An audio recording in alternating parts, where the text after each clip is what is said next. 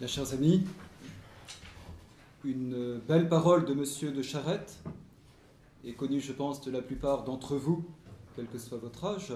Sommes la jeunesse de Dieu, quel que soit votre âge, parce que comme nous le savons bien, ce n'est pas une question d'année, c'est une question d'âme. Mais moins connues sont les phrases qui précèdent cette exclamation du chevalier de Charette, et que je voudrais vous citer parce qu'elles me paraissent bien mettre en exergue ce dont nous allons parler au cours de cette session. Notre patrie à nous, c'est nos villages, nos hôtels, nos tombeaux, tout ce que nos pères ont aimé avant nous. Notre patrie, c'est notre foi, notre terre, notre roi. Mais leur patrie à eux, qu'est-ce que c'est? Vous le comprenez, vous? Ils veulent détruire les coutumes, l'ordre, la tradition. Alors, qu'est-ce que cette patrie narguante du passé, sans fidélité, sans amour? Cette patrie de bilbaude, ça veut dire de confusion, mais le mot n'est plus dans le Robert aujourd'hui, et d'irréligion. Beau discours, n'est-ce? Pour eux, la patrie semble n'être qu'une idée. Pour nous, elle est une terre. Ils l'ont dans le cerveau. Nous l'avons sous les pieds, c'est plus solide. Et il est vieux comme le diable, leur monde qu'ils disent nouveau, et qu'ils veulent fonder dans l'absence de Dieu. Vieux comme le diable. On nous dit que nous sommes les suppôts des vieilles superstitions. Faut rire. Mais en face de ces démons qui renaissent de siècle en siècle, sommes une jeunesse, messieurs. Sommes la jeunesse de Dieu, la jeunesse de fidélité, et cette jeunesse veut préserver pour elle et pour ses fils la créance humaine, la liberté de l'homme intérieur. Fin de citation. Ce texte de M. de Charette est moins connu que ses exploits de chef militaire de la résistance vendéenne.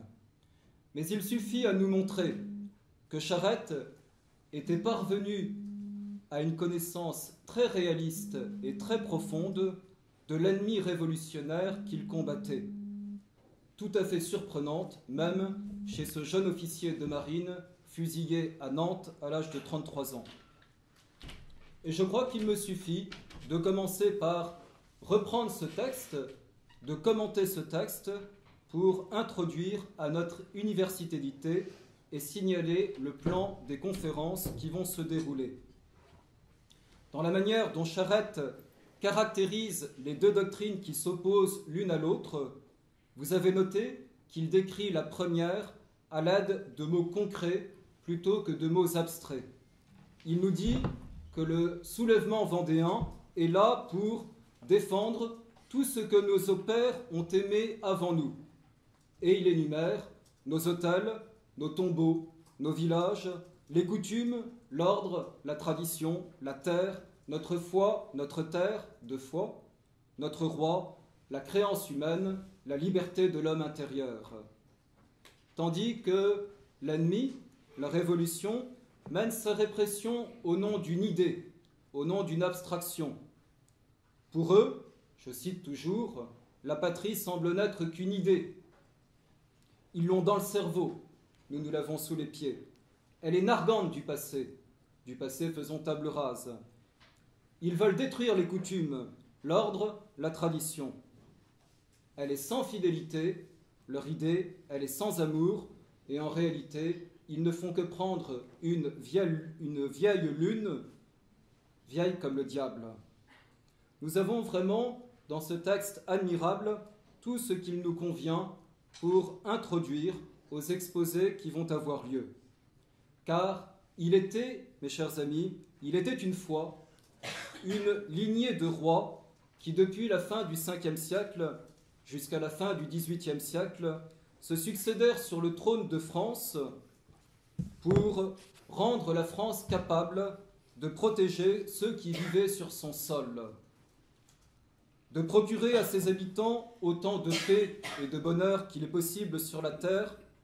Leur but n'était pas d'étendre leur sol d'une façon chimérique, mais d'essayer de donner des frontières naturelles aux précarés. Le premier d'entre eux, Clovis, reçut le don de la foi et fut suivi en cela par ses guerriers. La France eut ainsi la grâce, on dit après l'Arménie, d'être le premier pays catholique. Le catholicisme des rois devint une loi fondamentale du royaume, et ce fut un bien immense pour ce peuple de vivre dans l'unité de cette religion, celle seule que Dieu a donnée aux hommes. Mais ces rois, dont la puissance fut si modeste au départ, réussirent tous spécialement parce qu'ils n'eurent pas la prétention d'uniformiser leur royaume selon les idées qu'ils s'étaient faites dans leur esprit. Tout au contraire, avant que Clovis ne commence à régner, il existait des familles, des villages, des villes, des tombeaux, des autels, même s'ils n'étaient pas chrétiens, une terre, des coutumes, des traditions, un passé. Sans doute, dans l'anarchie provoquée par le déclin de l'Empire romain, la terre française avait grand besoin d'être défendue et remise en ordre. Mais l'intelligence naturelle de ces rois consista à respecter tout simplement le pays tel qu'il commençait à se livrer à eux et sans remise en cause des coutumes, des traditions qu'il fallait christianiser pour toutes celles qu'il était possible de christianiser. Et moins encore, ne remettait-il en cause les familles, les villages, les cités. Au contraire, il s'en servait comme autant de forces vives qui existaient et qui étaient naturelles. Les premiers gouvernements ne se fixaient pas pour objectif de faire passer les territoires conquis au cordeau d'une administration qui régenterait jusqu'au prix de la baguette de pain, mais ils se montrèrent très respectueux des modes d'organisation qui pouvaient exister. Nous ne voulons évidemment pas prétendre que ce réalisme n'eût pas ses accros, mais nous pouvons dire que d'une façon habituelle, les rois recherchèrent à s'appuyer sur les traditions très diverses des communes, des provinces, des traditions dont ils comprenaient tout simplement qu'elles représentaient une précieuse sagesse jaillie du sol. La première conférence que vous allez entendre, celle du professeur Franck Busco, expliquera que ces sociétés naturelles constituent des réalités, comme leur nom l'indique, qui découlent tout simplement de la nature même de l'homme tel qu'il existe, tel que Dieu l'a voulu, d'un homme que l'on ne refait pas, d'un homme qui existe, d'un homme qui ne peut pas se suffire à lui-même et qui est en cela bien différent d'un certain petit poussin déjà autonome, tel qu'il casse sa coquille pour commencer à se promener tout de suite d'une façon autonome dans la basse-cour. Ces sociétés naturelles font qu'un pays existe d'une façon organique, normale, et il faut le dire, contre toutes les utopies révolutionnaires qui cherchent à détruire ou à réinventer l'homme et les sociétés. En opposition à ce pays réel, fort de ces sociétés naturelles, Charette stigmatise des hommes qui narguent le passé, qu'ils méprisent et qui veulent imposer les idées qui sont sorties de leur cerveau fumeux.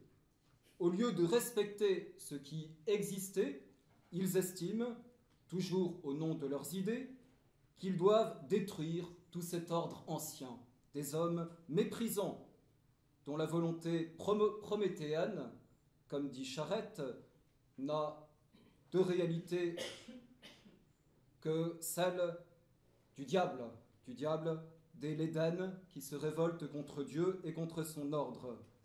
Car il s'agit très profondément, dans cet ordre qui veut se substituer à la patrie et à l'ordre réel, au pays réel, il s'agit d'une révolte contre Dieu. Révolte contre Dieu, révolte contre la religion, révolte contre l'ordre naturel, parce que l'ordre naturel, c'est aussi Dieu qui l'a établi. Et il s'agit de mettre à la place une idéologie qui prétend réinventer toute chose en rejetant Dieu et en faisant l'homme à l'image des idées, des cerveaux, des idéologues. Si Charette ne prononce pas le mot de démocratie, de république, de déclaration des droits de l'homme, c'est bien le contenu de l'idée dont il parle, de cette idée révolutionnaire. Car il s'agit d'une démocratie idéologique qui refuse l'ordre divin. Cette démocratie comme idéologie obligatoire, nous la connaissons, c'est celle qui désormais est décrétée comme étant le seul régime politique possible pour toutes les nations. Et malheureusement, l'Église conciliaire est venue apporter son grain d'encens à la démocratie considérée comme étant désormais le seul régime possible pour les pays du monde entier. Mais cette démocratie n'est pas simplement une idéologie, cette démocratie est en réalité une nouvelle religion, une religion séculière, comme je crois l'a dit Robert Aron, dont les dogmes sont inscrits sur de nouvelles tables. Vous voyez comment sont représentés les articles de la Déclaration des droits de l'homme sur 2 tables, et ce n'est pas pour rien, c'est précisément pour faire le pied au décalogue qui a été écrit par Moïse sur 2 tables. L'aveu de Michelet, bien oublié aujourd'hui, mais bien intéressant dans ses écrits, l'aveu de Michelet est bien révélateur. La Révolution n'adopta aucune église. Et il pose la question, pourquoi? Et la réponse, c'est qu'elle était une église elle-même. Et c'est le professeur Hugues Petit qui nous exposera ce qu'est cette déclaration des droits de l'homme, qui nous montrera sans doute ses contradictions internes et son caractère criminellement utopique. Viendra ensuite la conférence du professeur Bedel, qui nous montrera que la guillotine n'a pas simplement fonctionné pendant quelques années pour les rois, pour les nobles, pour les prêtres, pour les savants, dont la République, paraît-il, n'a pas besoin, pour les Français attachés à leurs familles, à leurs hôtels, mais la guillotine a continué son œuvre, et c'est moins connu. Elle a continué son œuvre depuis la Révolution jusqu'à aujourd'hui, et de quelle manière? En décapitant successivement, non plus simplement des coups d'hommes, mais des coups de société. Tous les corps intermédiaires y sont passés, depuis les corporations jusqu'à la famille, dernière à devoir être détruite. C'est ce qu'on nomme le déboisage social. Au nom de la liberté, il s'agit d'émanciper l'homme de toutes ces sociétés pour qu'il soit enfin lui-même. On ne sait pas ce qu'il en restera, mais c'est ce que nous dira le professeur Bedel. Et le résultat de cette destruction systématique, c'est en définitive que l'homme se retrouve seul face à l'état moderne, léviathan, tentaculaire. Cet homme né orphelin, cet homme mourra célibataire, c'est connu, cet homme n'a ni cerveau, cet homme est asexué, et il n'a pas eu besoin de l'islam, rassurons-nous, pour entrer en hébétude et en dimitude. C'est mademoiselle Virginie Vota qui nous montrera où conduit la logique des droits de l'homme, ce qu'est l'homme du XXIe siècle, le phénix de l'évolution progressive.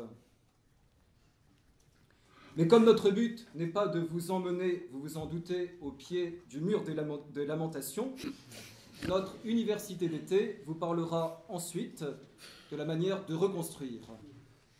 Vous parlera d'abord de la société et des sociétés qui doivent reprendre leur place naturelle dans l'histoire. Il s'agira donc du programme de reconstruction, et ce programme de reconstruction, c'est M. l'abbé Beauvais qui vous en parlera. Qu'est-ce que nous recherchons avec Civitas? Eh bien, nous recherchons la reconstruction d'une société sur ses bases naturelles et sur ses bases surnaturelles, c'est-à-dire dans les fonds baptismaux où tout s'est passé à Reims. Et nous montrerons aussi comment c'est pour le plus grand profit des familles et des hommes que les choses soient ainsi. Puis, votre serviteur vous exposera si on lui laisse du temps, mais s'il en laisse aussi aux autres, quelles doivent être les qualités morales, spirituelles des ouvriers, des soldats, des militants de cette reconstruction. Enfin, mon illustre voisin de droite, M. Escada, conclura comme il se doit pour vous faire part des perspectives de ce mouvement. Bonne université d'été.